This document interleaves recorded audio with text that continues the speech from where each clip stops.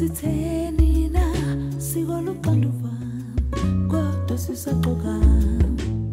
civil society, we were very concerned about the influx of people that would be coming into the country for the World Cup. And the main issue was really about the safety and well-being of our children.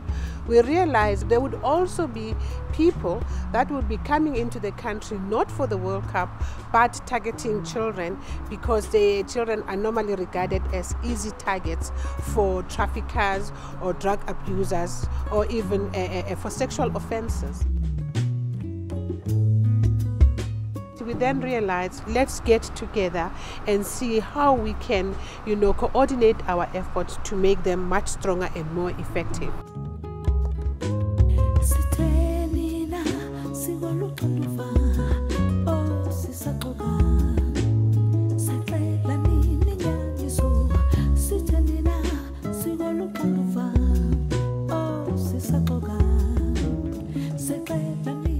Our campaign was a call to action for ordinary citizens of South Africa to say even anyone is capable of looking after children. We identified 12 organizations out there that were already involved in initiatives meant to protect young people.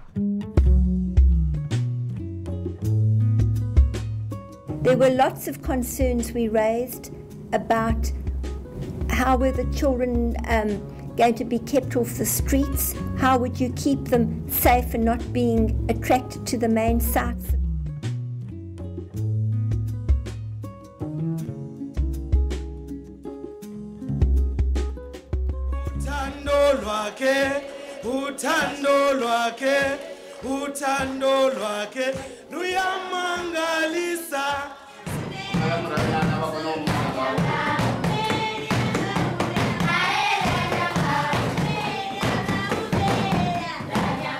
Target was business, was government officials through police, health departments, etc., and communities, of course. And that was to raise awareness, to engage people in the Champions for Children campaign, where everyone in South Africa, every adult, would feel they could play a role in protecting our children during the 2010 Soccer World Cup.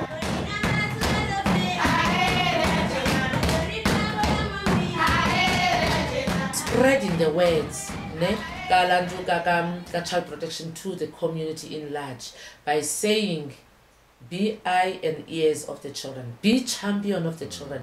Champions protect children.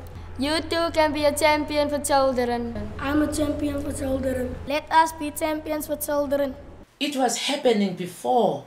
Parents say, why not now? Obabuntu. Society. Let's bring back Ubuntu back into our society. Let's do awareness. Let's go and recruit foster parents and use the theme says, your child is my child is your child.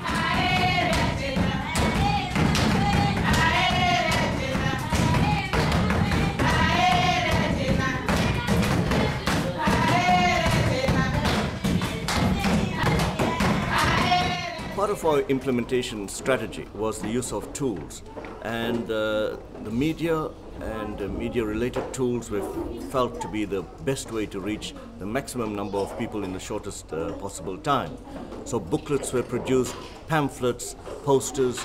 We even used the media, lots of talks and television, and we got the message across. In the booklets themselves, the toolkits provided the simplest ways for communities, ordinary people, to engage in child protection activities. Make the community be part of the whole project, because if you want people to be involved, you should sort of like guide them in how this has to be done. So as you know, my car was always full with the posters, and the church, the church took almost half of the material. And the good thing is that we didn't do it on our own. We invited other NGOs. So this is what we want to do, come on board.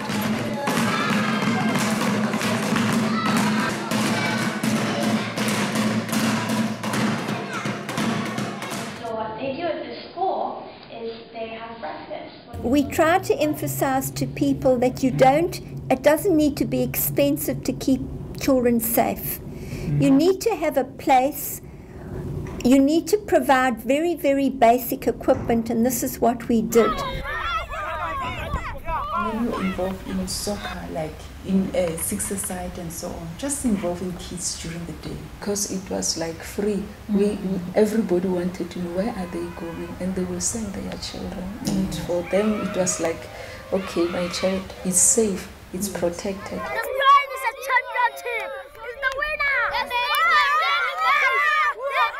You know, it doesn't have to be money, just being there for them, because what we realized, we didn't have to pay a lot of money for any activities, just being there for them. And you could see the happiness from the face of the children, and that to me was to say we should always involve them.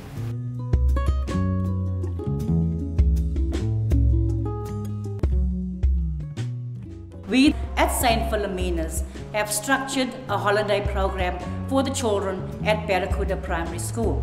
This program included life skills. As you can see, we have vuvuzelas here that's made from waste. And here in our photos, we also have the beadwork, sewing the buttons, and children with newspapers, dressing up in these different outfits, making handbags and earrings, etc. Yes, they had a fun-filled holiday. The kind that I liked was musical papers, and we were making vuvuzelas, we were making instruments, and we were playing, and then they made us sing Nkosi Sikelel.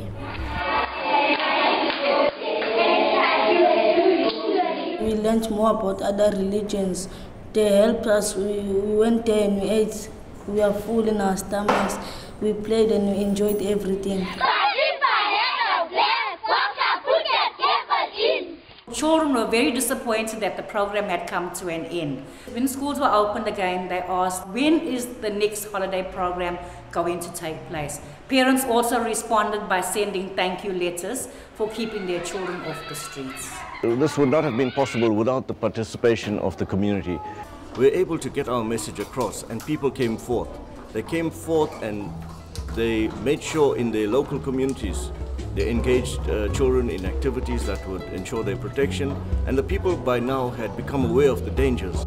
There was like a groundswell, and the results of it was, from what nationally what we've heard, is that there were very, very few incidences.